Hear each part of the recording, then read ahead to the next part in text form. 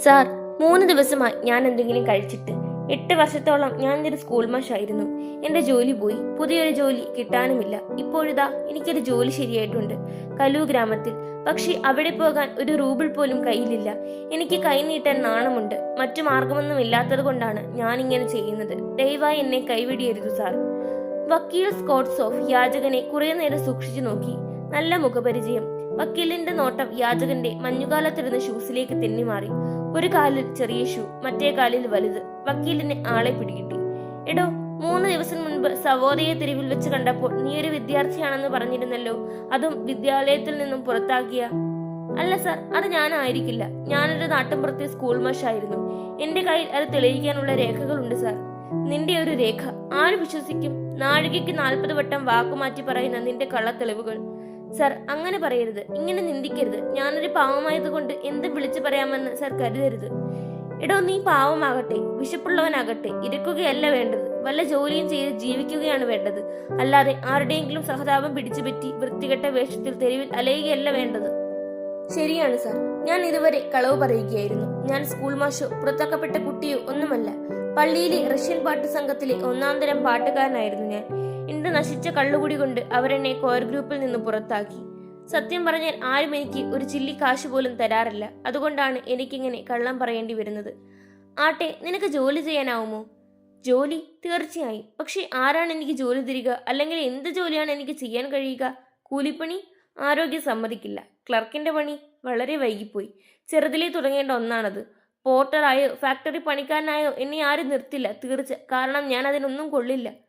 നിന്റെ കുഴപ്പവും ഇതാണ്. ഓരോന്നിനും മുട്ടുന്യായങ്ങൾ, ഒടുക്കം ഒന്നും ചെയ്യാതിരിക്കൽ. ശരിക്കും തെണ്ടിയുടെ ലക്ഷണം തന്നെ. സമ്മതിച്ചു. എനിക്ക് എന്ത് ജോലി തരും? വിറക് വെട്ടുകാരന്റെ. നല്ല കണക്കായിപ്പോയി. ഉള്ള വിറക് വെട്ടുകാർക്ക് പോലും പണിയില്ലാതെ തേരാപ്പാര നടക്കുന്നു. മറ്റെങ്ങും പോകണ്ട. എന്റെ പറമ്പിൽ തന്നെ ആവശ്യത്തിലധികം വിറകു കീറാനുണ്ട്. വക്കീൽ സ്കോട്ട്സോഫ് ചെറുപ്പക്കാരനെയും കൊണ്ട് വീട്ടിലേക്ക് നടന്നു. അവിടെ പണിക്കാരി ഓർഗിയുണ്ട്. ഓർഗയോട് വക്കീൽ പറഞ്ഞു, ഈ ചെറുപ്പക്കാരനെ മരച്ചാപ്പ് കാണിച്ചു കൊടുക്ക്, വിറക് കീറട്ടെ. ഓർഗ ചെറുപ്പക്കാരനെയും കൊണ്ട് മരച്ചാപ്പയിലേക്ക് നടന്നു നീങ്ങി. സ്കോട്ട്സോഫ് ആകട്ടെ അടുക്കളയിൽ നിന്ന് മരം വെട്ടുന്നത് നോക്കി നിന്നു.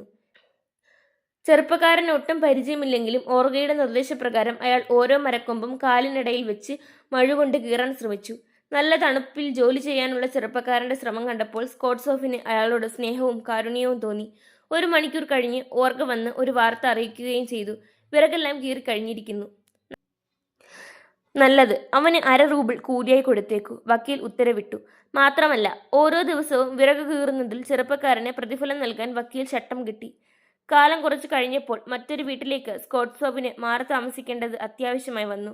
അയാൾ ചെറുപ്പക്കാരനെ അരികിൽ വിളിച്ചു. ചുമലിൽ കൈചേർത്ത് സ്നേഹത്തോടെ പേര് ചോദിച്ചു. ലഷ്തോഫ്.